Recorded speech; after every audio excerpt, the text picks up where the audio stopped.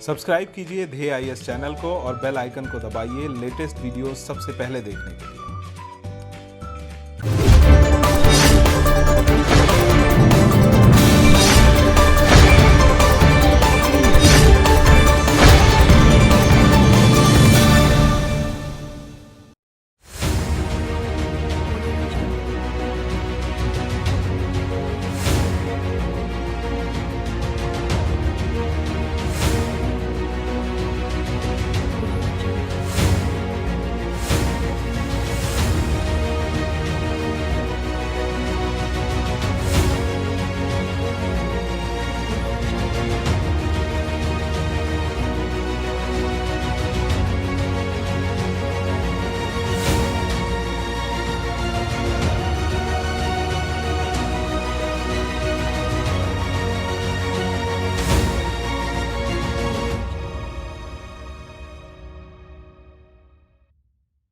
Since the coronavirus outbreak in India, Bihar will be the first state to experience elections. Ahead of the elections, to make it possible for every voter to use their right to vote, some arrangements have been made.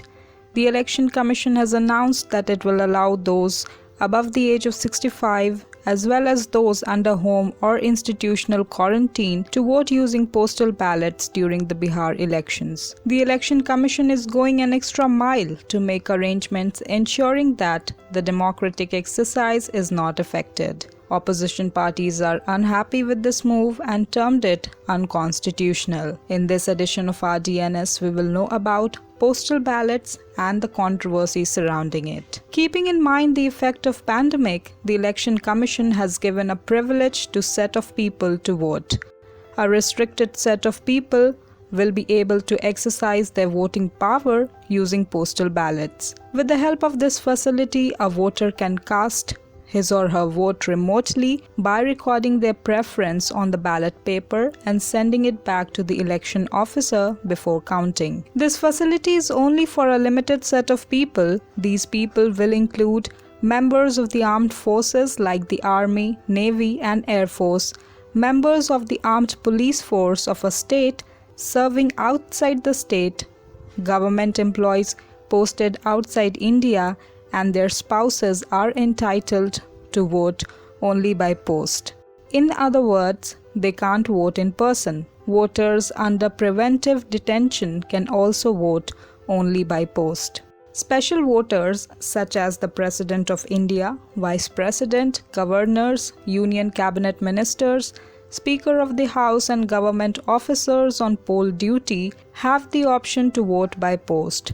But they have to apply through a prescribed form to avail this facility. Recently, the Law Ministry, at the Election Commission's behest, introduced a new category of absentee voters who can now also opt for postal voting. These are voters employed in essential services and are unable to cast their vote due to their service conditions. Presently, officials of the Delhi Metro Rail Corporation, Northern Railway Services, and media persons are notified as absentee voters. Now, keeping in mind the coronavirus pandemic, changes have also been made. Last month, senior citizens above the age of 65 and voters who test positive for COVID-19 or are suspected to be COVID affected were allowed to cast their vote by post. The question here arises, how will these postal votes counted? The returning officer is supposed to print ballot papers within 24 hours of the last date of nomination withdrawal and dispatch them within a day. This is done so that the ballot papers reach the concerned voters well before the polling date and the person has enough time to send it back before the counting day.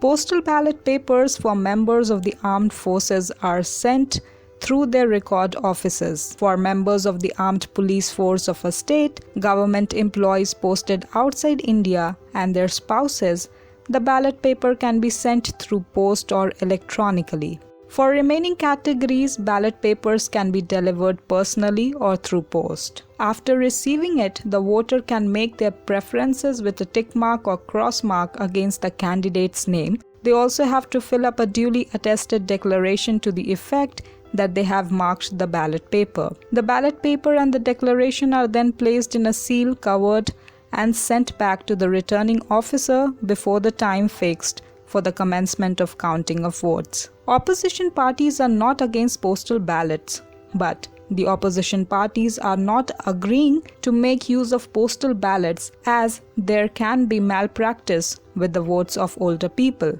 This may lead to a very different outcome impacting the overall results. The parties have objected to the Election Commission's decision to allow voters aged 65 and plus to those infected or suspected to be infected with COVID-19 to vote via postal ballots. Objections are also made on the ground that it was not consulted with the political parties. Another objection is made on the grounds that allowing those aged 65 and above to vote by postal ballot violates secrecy in voting, as a large segment of the population is uneducated and they might seek assistance from others at numerous stages, ending up disclosing their preferred candidate. This also exposes them to administrative influence or influence by the government or the ruling party. The Election Commission has only responded to one concern till now. The Election Commission defended itself, mentioning senior citizens are at a higher risk of contracting COVID-19 infection, and the decision to allow them to vote via postal ballots was made to minimize their exposure in public.